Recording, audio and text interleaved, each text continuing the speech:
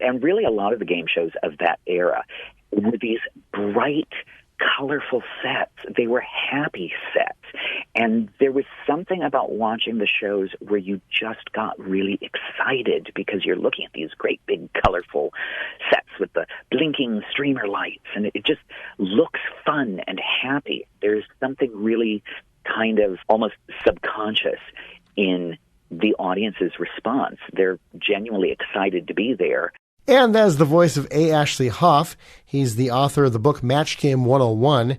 Last time we talked about some celebrities he interviewed. It was great hearing that you said that Scoey Mitchell told you stories beyond his match game years. How did you record Did you record these interviews via audio, or was it more shorthand, or was it a combination of the two? Audio tapes primarily. There were a few people that I had emailed back and forth with. There were a few people that I just spoke to verbally and just took notes. But the grand majority I have on tape, whether they were in-person meetings like with Peter Marshall, who was the first person that I interviewed. Peter Marshall, of course, longtime host of the original Hollywood Squares, but he was also a close friend of Gene Rayburn. And so he was the first person that I actually interviewed for the Match Game book. We ended up going out to lunch at a deli and sitting around for like 2 hours. That's where great. He was telling me stories about Gene and about, he was close friends with people like Marsha Wallace and Brett Charles, and they all knew each other because it was such a small world. And it was delightful. I mean, it was great. I was, again, very, very lucky. People were very generous in sharing their stories.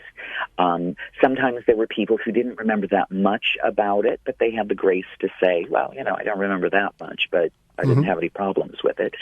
And and I was very lucky because I was also able to track down a number of people who had worked on the foreign versions of Match Game. Match Game here, of course, was a huge hit, both in the 60s as well as classic 70s version. But during the 70s, they had produced versions of the show in both Australia and in Great Britain, separate versions. And those versions were just as, if not more popular than our own American version of Match Game. And so I was able to talk to a number of people who worked on those shows about what the differences were as what the similarities were. It was a similar format, of course, but for instance, in Australia, Blankety Blanks was hosted by Graham Kennedy, who was, I guess the best way to describe what Graham Kennedy was to Australian television is to say that he was a combination of Johnny Carson and Bill Earl. He was really Australia's first really big television host. He had hosted their original version of the Tonight Show talk show format. It was a program called In Melbourne Tonight. And Graham Kennedy decided, because when he was in the U.S. at one point, he caught an episode of Match Game on television and thought, this looks like fun, and this looks like this would be a great vehicle for me. And he basically persuaded the Reg Grundy organization in Australia to produce a version of the show for him hosting. And he basically took the Gene Rayburn slot, but he was very instrumental in bringing a lot of other Australian television as well as film stars kind of back into prominence during the run of that version of the show. And it was a huge, huge, huge hit in Australia. Still very popular today. In fact, the set for the Graham Kennedy version looked exactly like the Match Game 73 to 78 set. It does. It does. And I was thrilled because I was able to talk to some of the people who had worked on the sound and the lighting design as well as the set design for the show. So I was able to basically determine how the heck did they build that set and what was their reasoning for the color palette and all that the orange shag carpeting and the cream color with the inset royal blue panels. And it's very interesting because you don't necessarily notice it on the television. It's the television screen, but the cream color of the set in certain areas, they inset mica chips that helped reflect the light. So they gave, especially when the lighting was adjusted for the Match Game PM editions of the show, it gave the set this kind of sparkle. And it's kind of a subtle design choice, but it looks fabulous. The Match Game set, and really a lot of the game shows of that era, were these bright, colorful sets. They were happy sets. And there was something about watching the shows where you just got really excited because you're looking at these great big colorful sets with the blinking streamer lights, and it just looks fun and happy. There's something really kind of almost subconscious in the audience's response. They're genuinely excited to be there, and you could tell just because it looked like such a happy place to be. Yeah, and it's getting back to the Australian version, they said that Ugly Dave Gray was like the Richard Dawson of Blankety Blanks. Did you get a chance to talk to him? I had reached out to Ugly Dave Gray. We had a brief chat, like via email, but most of what I have in the book came from a separate interview that he had already given to one of the Australian publications back in the day. I was lucky that I was able to talk to as many people as I was able to. He basically had just said a few things, and so yeah. Well, I'm glad you're able to get a publication version that had been published in Australia to complement the book there, to kind of give his perspective from, I guess, many years before, which is always nice to have if you're not able to get the person themselves. Well, a lot of times, because Ugly Dave Gray still, at least at that time, was still touring and still performing. So it was one of those things where sometimes you're trying to reach people. Patty Duke, for instance. I had reached out to Patty Duke, who still kept in touch with Kay Henley, and had met Patty numerous times. And each time, we talked about getting together and having a formal sit-down in front of the tape recorder about Match Game, because she loved working on the show and she loved all the people on the show.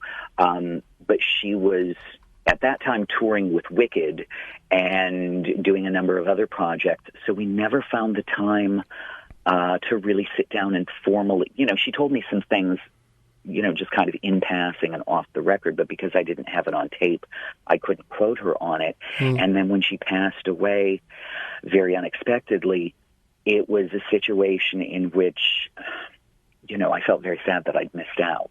I was very lucky that I was able to get to the people that I did talk to or email back and forth with. For instance, back on the Australian version of the show, I had interviewed Nolene Brown extensively, and Nolene, who was and remains a huge television star in Australia, she was, we'll just say she's sort of the Brett Summers of the Australian panel.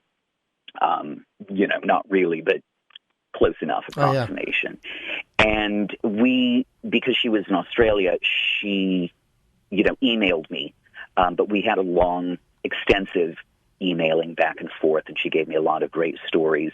Barry Creighton, who was another actor on the Australian version of the show, had actually moved to Los Angeles, and so he and I met in person, and I, audio taped him, and we had a long interview where he was giving me a lot of insight into what Graham Kennedy was like and the others. So, sometimes you had to work within the confines of people's schedules when they were available or when they were in town. And, Yeah, and it's interesting. After your book got published about 5 years ago, now after it got published, there's always times when we think, oh my gosh, I just found out this story and wished I could have included in the book. What are some cool stories you found out after the book was published that you wished could have been in the book? Well, there have been a number of other interviews that have come to light, for instance, with Richard Dawson and some others who have given or might have previously given interviews to the Television Academy that had only after the fact come to light or come to my attention. And so there were a number of stories that I wish I could have included, and there were a number of people that I had not been able to reach during the time I was really writing the book, and, only later, courtesy the social media, people being on Facebook or people having, setting up their own websites, I realized, I could have reached them and reached out to them after the fact, but that wasn't the case at the time. Because I wrote the book mostly between 2002 and 2005, my literary agent at the time had shopped the book around, and in 2005, there was a pilot that was being done for TBS. And basically, I had a pending deal with a big publisher that was really dependent upon the show being picked up, because the prevailing logic was nobody buys books about old TV shows. They'll only buy books about a current running version of the show. I don't believe that's perfectly true or accurate, but, that was their mindset. And because that pilot did not get picked up, it killed the deal for publishing Match Game 101 at that time. So I basically just put the book on the back burner and thought, well, you know what, I'll work on other things, and, at some point it will see the light of day. And in 2016, when the new version of Match Game came out with Alec Baldwin hosting it, I basically dusted off the manuscript, brought it up to date, reached out to some additional people and cleaned up, whatever, and got some additional photographs, and that came out in fall of 2019, just before COVID.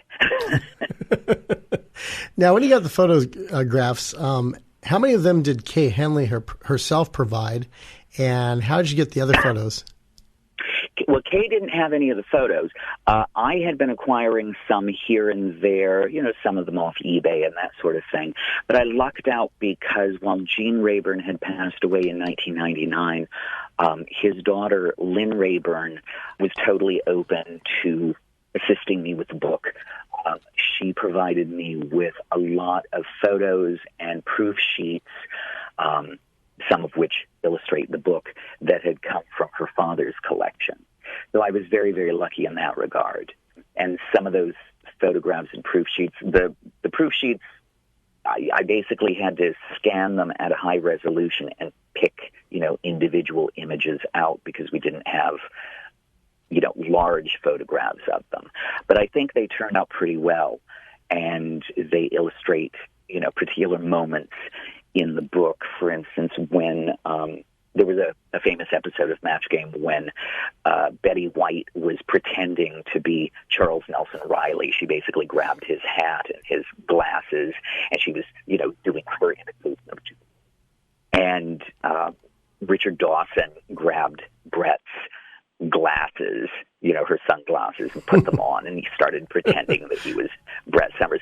And that was in a panel of a proof sheet panel of photographs that were taken on set. And I didn't have the original photographs, but I had the original proof sheets. So we blew them up and were able to use them to illustrate the book. And I think it's a fabulous moment, that I was very lucky that there was a set photographer on hand to capture that particular episode.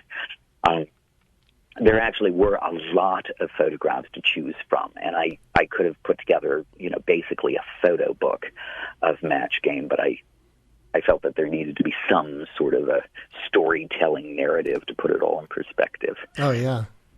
And that's great. And earlier you mentioned that Scoey Mitchell had given stories beyond Match Game. Of the people that you interviewed, I guess what percentage gave stories beyond Match Game about their lives and their careers in general that you were able to save and maybe even put in another book or something? Well, I mean, most people I got to know remotely well. For instance, Marsha Wallace had been introduced to me by Peter Marshall, and I told her about my book, and she was at that time writing her own memoir, which I highly recommend. Seek it out. Okay. Called "Don't Look Back, We're Not Going That Way." It's a fabulous book. She was a fabulous lady, but so she wanted to put together her book first, and which she did because it was published first. But then once she had determined how many Match Game stories she was using in her own book, then she came back to me, and we ended up going out to lunch at a restaurant in West Hollywood and having like a 2.5 hour conversation that really kind of fostered a friendship between us, because later on she had me on her Christmas list, and we would run into each other from time to time. Occasionally we got together and had dinner a few times. And it was really very nice. I was very, very lucky because, again, so many of these people were just wonderful people. Some of them remain wonderful people, those who are still with us.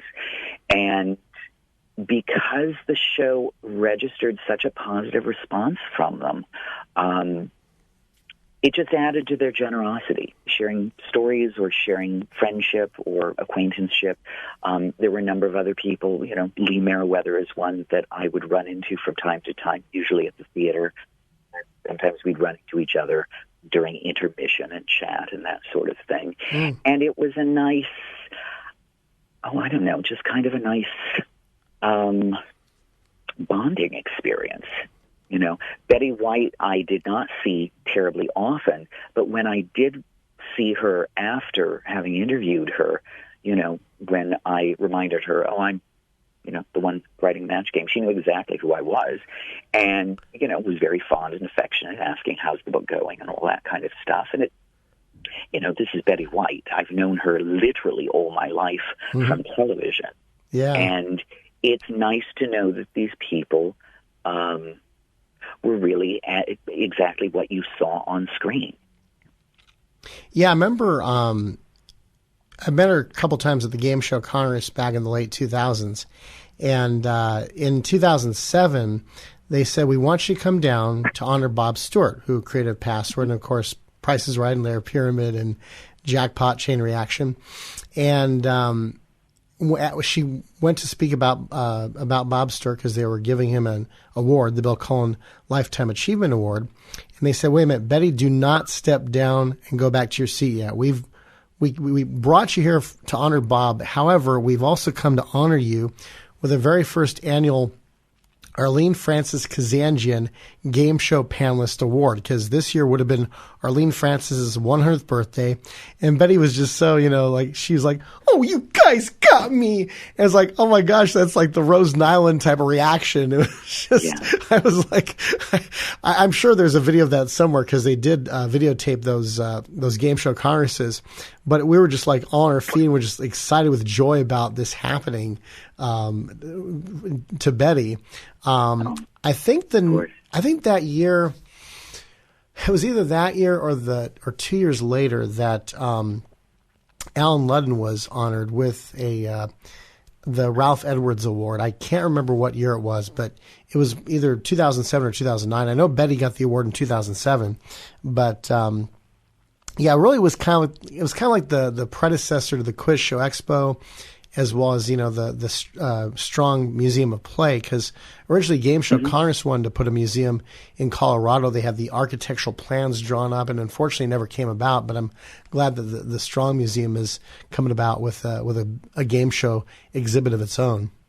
Oh, I think it's wonderful. I'm glad that all of that is being not just recognized, but that a lot of the set pieces have been preserved, and a number of them have that are not already at the Strong, were not already at the Strong, have since been shipped over there to add to these exhibits. I think it's wonderful. Betty, of course, is, game show royalty, not just because of her marriage to Alan Ludden, but also because she was really one of the most gifted game players on all the shows, you name it. And she was fantastic at it. She was I refer to her in my book as, the patron saint of all game show contestants, because that's really what she was. She was so skilled at game playing, such a clever, just razor-sharp, brilliant wit, and just a brilliant woman. We're talking with A. Ashley Hoff. He's the author of Match Game 101, as well as his newest book, With Love, Mommy Dearest, the making of an unintentional camp classic. And next time we'll talk more about Betty White, and we'll also discuss a game show pilot that Jack Barry wanted her to host.